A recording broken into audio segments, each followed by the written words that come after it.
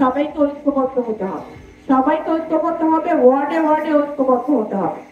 আর যারা অন্যান্য ইউনিয়ন থেকে আসছেন বা পৌরসভার যারা আছে, কে পৌরসভার ইলেকশন করবে, কে ইউনিয়ন ইলেকশন করবে, কে উপজেলা ইলেকশন করবে, এগুলো এখন মুখ্য না। এগুলো নিয়ে নিজেদের মধ্যে নেতৃত্বের দ্বন্দ্বে যদি জড়ান, তাহলে আপনারা আপনাদের প্রতিপক্ষকে সাহায্য করতেছেন। জামাতে ইসলাম বা অন্য যেসব দলগুলো আছে তারা কিন্তু এগুলা নিয়ে মাথা ব্যথা নেই। তাদের মাথা ব্যথা শুধু ও তাদের একটাই প্রার্থী নিয়ে তারা কিভাবে তারা ইলেকশন করবে, এটাই তাদের মাথায়। তো কারণ আমি কেন বলতেছি, আপনাদেরকে আমি সহজ করে রাখতে চাই।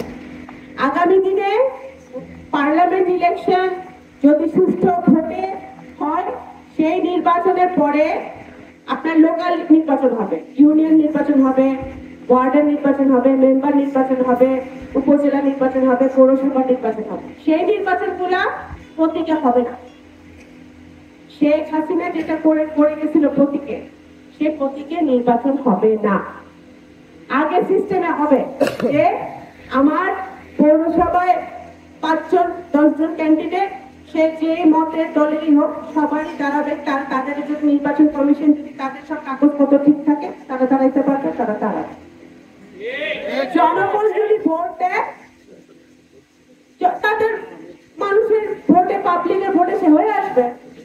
সেখানে আমারও কিছু করার নাই, আপনারও কিছু করার নেই। তো সুতরাং আপনারা জনগণের পাশে যদি থাকেন, তাহলে আমারও লাভ হবে, আপনারও লাভ হবে, দলের তো আরো বড় লাভ হবে। এমন কোন কাজ আপনারা করেন না যেটাতে আগামী দিনে আমাদের একটা ভালো সম্ভাবনাকে নষ্ট করে।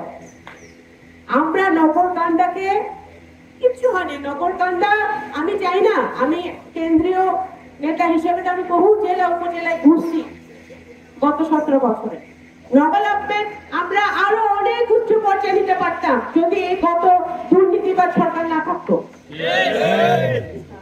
এটা আমরা করতে পারি না, এটা আমাদের ব্যর্থতা বা আল্লাহ আমাদেরকে সুযোগ দেয় না, কিন্তু এই সুযোগটা আল্লাহ এবার আমাদেরকে দিচ্ছে।